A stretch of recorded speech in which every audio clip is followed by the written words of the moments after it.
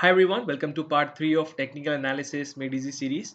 In this video, I will cover a very important topic when it comes to technical analysis, that is support, resistance and trend.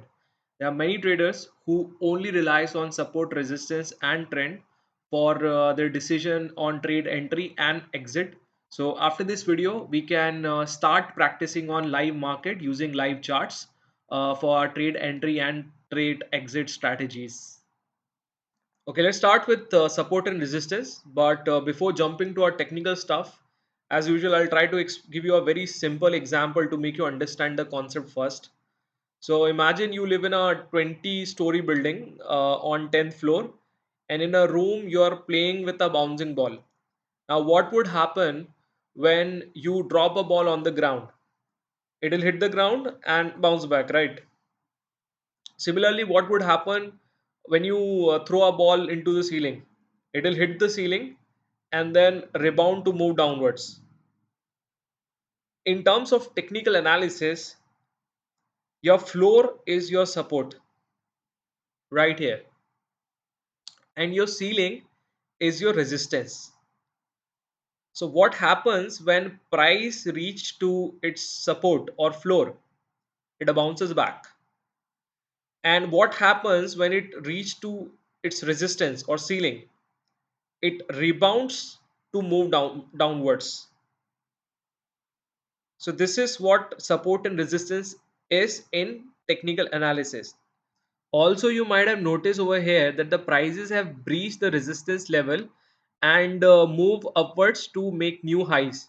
In our example, this is your 10th floor and this is your 11th floor. Now you throw a ball so hard that it puts a hole into the ceiling and move upwards to the next ceiling or next resistance. Now it could be a possibility that you throw a ball on the floor so hard that it can break the floor and move to the next floor, which is happening over here. Okay, so it is breaking the floor or breaking the support, and then it is moving to its next floor or next support. So in terms of technical analysis, when resistance breaks and forms a new support, or vice versa, when a support breaks and act as a new resistance, it is called interchange of polarity. Okay. So support and resistance is very easy when it comes to deciding on entry and exit. So in case of buying, you put a buying position when your price is at support level, and you sell when the prices are at resistance level. Okay, so buying from here, selling from here, buying from here, selling from here, and so on. Okay, so to summarize, buy from support, sell from resistance. In case prices breaks the resistance, then buy, and in case if prices breaks the support, then sell. Now, why it happens that prices bounce back from support or rebound downwards from resistance? So, in general, support is a level where the market participant consider the price of a stock or price of any other security to be cheap. Resistance is supply area, and resistance is a level where prices are expensive. So, if there's something expensive, you sell, and there's something cheap, you buy. Now, what happens is that over the period of time, let's say in case of a stock, so fundamental of stocks not always remain the same. Fundamental of a stock deteriorates over time or strengthen over time. So let's say at this level, although the prices is expensive, but some fundamental news came out. For example, market participant are expecting a very good financial result. So because of this news, the prices which were expensive for the investors now have become cheap given the improvement in fundamentals, and that's how it breaks the resistance and move upwards. Now let's discuss reliability of support and resistance. So the support and resistance looks very clean in this slide, but in reality, you will not find such clean support and resistance. So what makes a support resistance more reliable than others? So there are few points that I've listed out. First is the number of times the prices have touched the support or resistance level. For example, in this case, how many times the prices have touched the resistance level? One, two, three. and fourth time it broke to made new high. Similarly, in case of support, how many times it has touched the support? One, two, three, four. So more number of time it touches support and resistance, more reliable a resistance and support is. Okay, the second point is if there is a false breakout.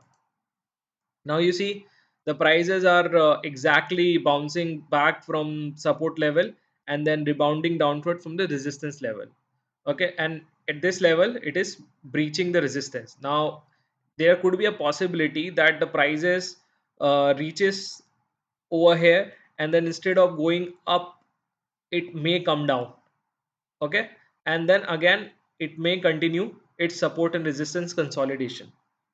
Now this, because since at because since every time the prices are coming to this level it is rebounding downwards, there was a expectation that it would either rebound from this exact level, or it may breaches the resistance level and make new highs. However, what would happen is that it broke the resistance, but instead of going upward it again came down, right? So this is what we call a false breakout. So if there is a false breakout in the resistance, then that resistance is not as reliable as support and resistance where there is no false breakout. And the third point is the duration of support and resistance formation. Now let's say you have a support and resistance which have built over 3 months versus a support and resistance which have built over a year.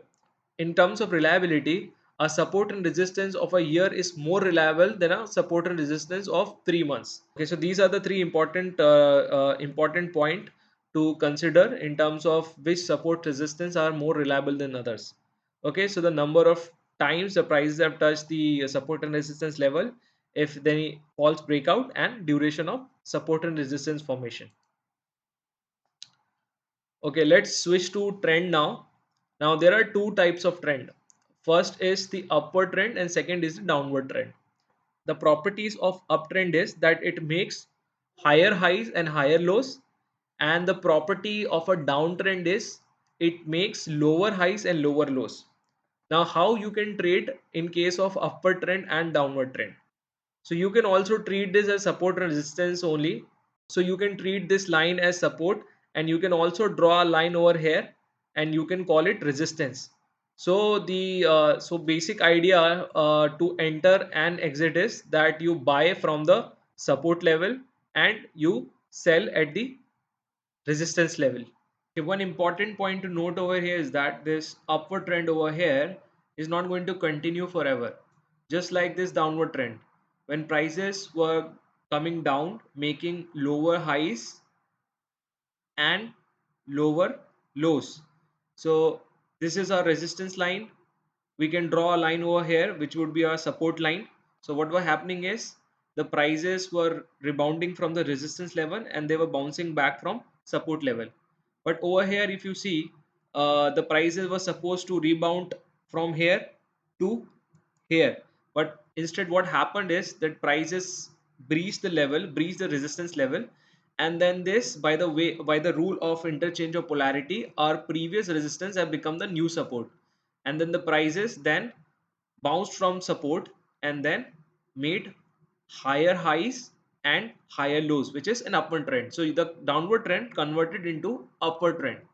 So when a trader can decide that trend have changed, because what would happen is that we have discussed that the prices can give a false breakout. So let's suppose like the price, if the prices have breakout from this level, it could be possible that it would be a false breakout and the prices would again continue its trend.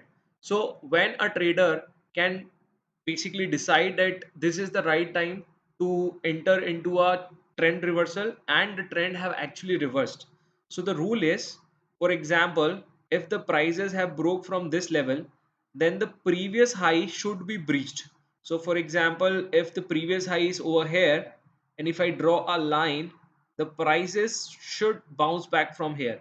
So in case if I have to trade on the basis of a trend reversal, then I will not buy from here or here, I will wait for this level, which is over here. As I'm pointing my cursor, I can buy from here, and then I can buy on the basis of the trend, which is buying from the support. Then I can sell from the resistance. So again, as the trend would continue, I will buy from support and sell from resistance. So this is the general rule in terms of if you want to trade on trend reversal. Now let's switch to volume. Let's try to understand what is volume. So let's say I placed an order to buy 100 shares at a price of 120, and there is a seller who wants to sell same share 100 shares at the price of 120. So when the transaction will executed, that will give us a volume of 100 shares. Now the volume in isolation is meaningless. So let's try to understand how change in price happens. So change in price happens because of the change in demand and supply. So if there is more demand, then the prices will rise. If there is more supply, there are more market participants who want to sell, then the prices will decrease. So what we do is, in terms of taking an advantage of change in volume to change in price, we look at the price and volume together. So for example, if the prices are rising and the volume is also rising, it means the market is strong. Meaning to say, the market is bullish. The market participants are buying more and the prices will increase. If the prices are rising but the volume is going down, then the market is weak. It means to say that although the prices are increasing, but there is no activity, there is no volume. So we can say that the prices have already reached to its resistance level, or at a level where the price have become expensive for the market participant, and now there will be a sell off. So this rising in prices with lower with the lower volume can be perceived as a trend reversal. So for example, if you look over here, the prices are increasing and the volume is also increasing. It means the market is strong. Let's suppose from here the prices are increasing but the volume is coming down. So it can be perceived as that the market have exhausted, the prices have exhausted, and now there could be a trend reversal. It means the prices can break the support and the prices can come down. Similarly, if the prices are declining and the volume is up, it means market is weak. It means the sellers have empower the buyers, or the seller are more aggressive than the buyer, and the prices will come down or will continue to come down. And similarly, if the prices are declining and volume is also declining, it means that the market can reverse. So this is the end of the topic. From the next class, we can start practicing in the live market, and then we can continue with the other topics of technical analysis, that is chart patterns, candlestick patterns, and indicators. So I hope you had a great learning session. See you in the next video. Thank you.